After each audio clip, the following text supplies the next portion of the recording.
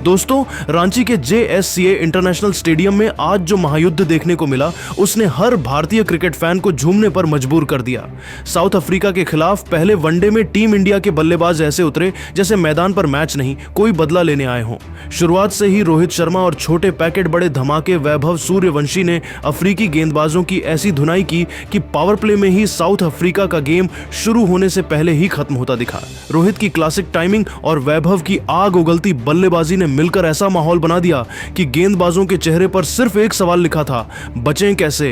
हर over में चौके छक्कों की बारिश, हर शॉट में एक अलग ही शोर, और हर शोर में पूरा रांची सिर्फ एक ही नाम पुकार रहा था, भारत भारत भारत।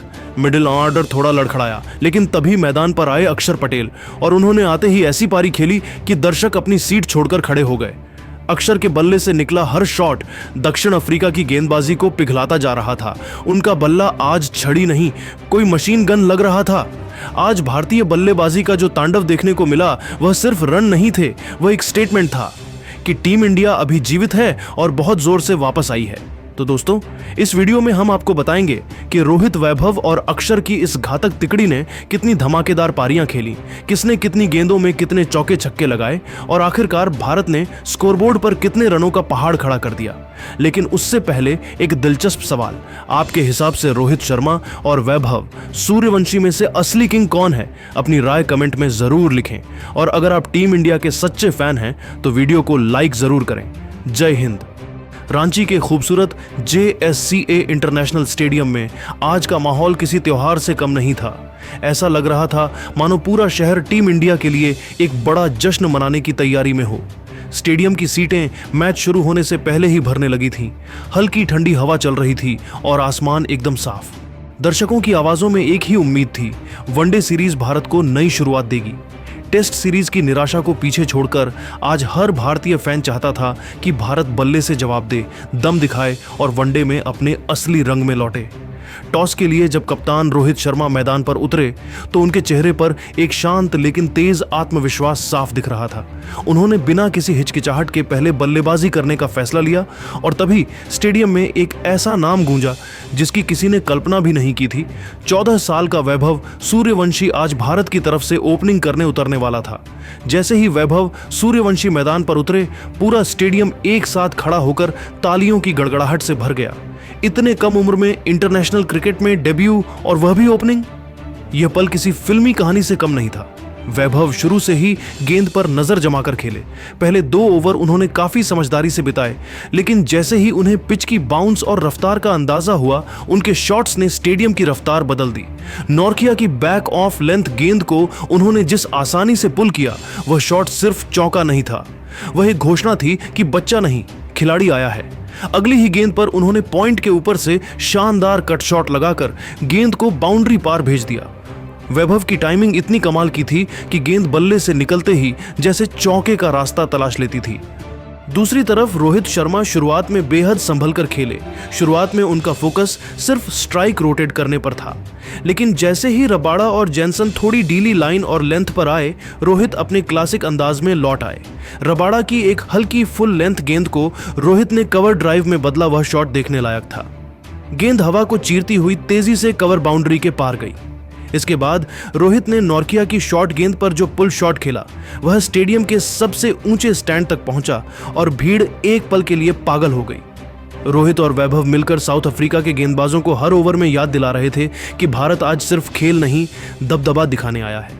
पहले 10 ओवरों में ही भारत ने बिना कोई विकेट गंवाए 80 रन जड़ दिए। इसके बाद आक्रमण का असली दौर शुरू हुआ।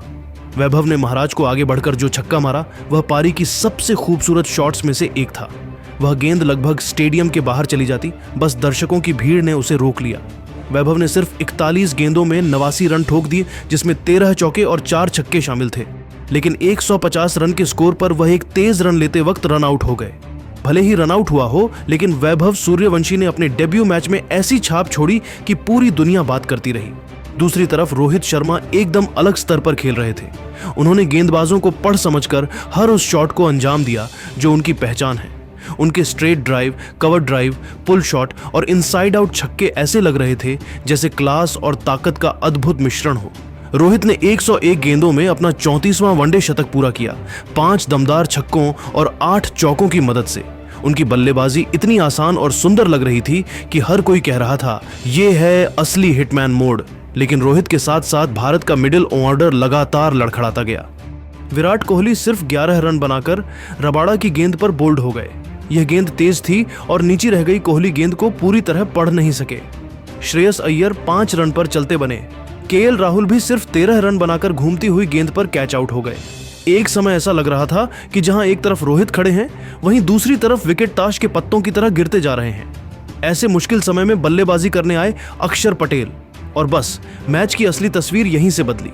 अक्षर ने मैदान पर आते ही 1-2 ओवर टिकक कर खेला और फिर जैसे उनकी आंख जम गई, उन्होंने अगली ही गेंद पर लॉन्ग ऑन के ऊपर से एक शानदार छक्का जड़ा। इसके बाद उन्होंने जैनसन की गेंद पर 2 लगातार चौके लगाए, एक कवर के ऊपर से और एक डीप पॉइंट के बीच से। अक्षर ने सिर्फ बाउंड्री ही नहीं लगाई, बल्कि रोहित के साथ मिलकर स्ट्राइक रोटेट करते हुए मैच को पूरी तरह भारत की ओर झुका दिया। रोहित ने 155 रन बनाकर नाबाद पारी खेली, वहीं अक्षर ने 71 रन बनाते हुए एकदम स्थिरता के साथ टीम इंडिया को 50 ओवरों में 4 विकेट के नुकसान पर 320 रनों तक पहुंचाया। साउथ अफ्रीका जब 320 रनों के विशाल लक्ष्य का पीछा करने उतरी तो उन्होंने शुरुआत अच्छे अंदाज में की। पहले 10 ओवरों में उन्होंने बिना विकेट गंवाए 65 रन बनाए। मार्करम कवर ड्राइव और पुल के सहारे रन बनाते रहे। डिकॉक भी कुछ अच्छे शॉट्स खेलते दिखे, लेकिन जैसे ही अक्षर पटेल गेंदबाजी करने आए, मैच का रंग बदल गया। अक्षर ने अपने पहले ही ओवर में लगातार 2 विकेट निकालकर अफ्रीका की कमर तोड़ दी। मार्करम को उन्होंने शानदार फ्लाइटेड गेंद पर स्टंप करा दिया, जबकि डिकॉक को उन्होंने आगे बढ़कर खेलते समय बीट किया और गेंद सीधे स्टंप से टकराई। इसके बाद अर्शदीप ने बाबूमा को बोल्ड कर दिया। कुलदीप यादव ने ट्रिस्टन स्टब्स को अपनी गुगली में फंसाकर पवेलियन भेज दिया। हालांकि लोअर ऑर्डर में जेनसन और मुल्डर ने 100 रनों की साझेदारी कर मैच को खींचने की कोशिश की, लेकिन भारतीय गेंदबाजी आज अलग ही आत्मविश्वास में थी। अफ्रीका पूरी 50 ओवर खेल पाई, लेकिन 7 विकेट खोकर सिर्फ 210 रन ही बना सकी। आखिर में टीम इंडिया ने 110 रनों के विशाल अंतर से यह मैच जीत लिया और रांची का पूरा स्टेडियम एक ही आवाज में गूंज उठा, भारत भारत भारत। दोस्तों, आपको क्या लगता है, क्या इस बार साउथ अफ्रीकी टीम इंडिया के तूफान में उड़ जाएगी? नीचे कमेंट में बताइए और ऐसे ही रोमांचक क्रिकेट अपडेट्स के लिए चैनल को लाइक, शेयर और सब्सक्राइब करना मत भूलिए।